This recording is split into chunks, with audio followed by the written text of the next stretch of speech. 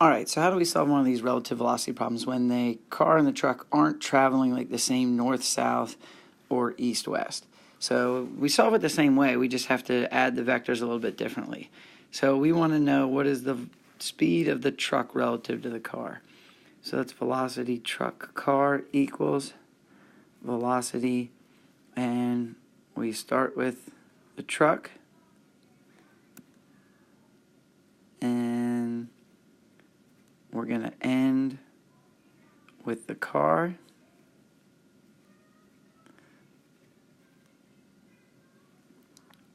And they're both linked by the ground. So we have truck ground and ground car. Well, it says here that the truck is going west 20 meters per second. So what does that look like? West. So that's our truck, and that's 20.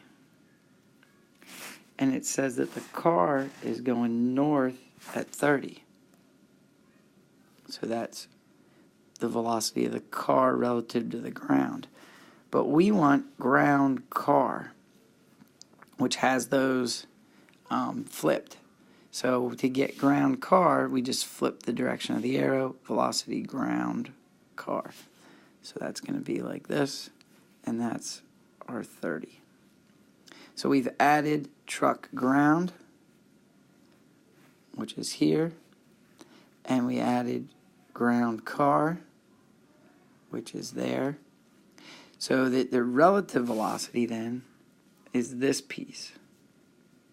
So how do we get that? Well, we add 20 plus 30, but they don't line straight up 20 plus 30, so we have to do Pythagorean theorem.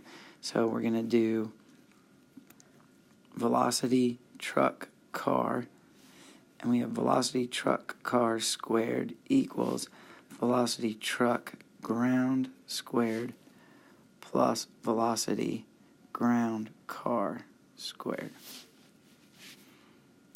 So that's 20 squared plus 30 squared equals 400 plus 900 equals 1300, and that's velocity truck car squared.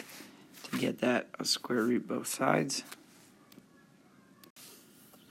which gives me velocity truck car is about 36 meters per second.